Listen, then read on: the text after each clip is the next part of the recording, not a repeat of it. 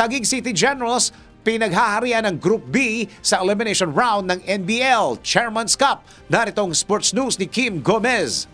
Sa mundo ng palakasan, ang latest malalaman sa DWIZ Sports News.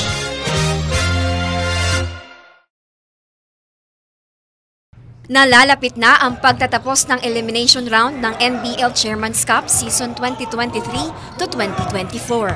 Matatandaan na mayroong kabuang 7 koponan ang maglalaban para sa kampyonato, kung saan sila ay nahahati sa 2 grupo, ang Group A at Group B.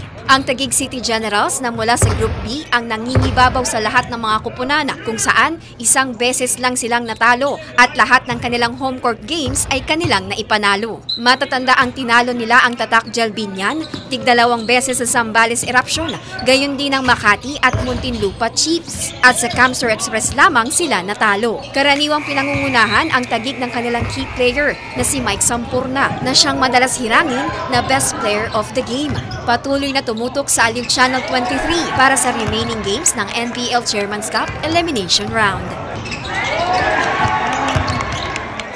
That portion was brought to you by Arena Plus. Sa Arena Plus, astig sa sports. Download Arena Plus app now in App Store or Google Play. You can watch it also on arenaplus.ph.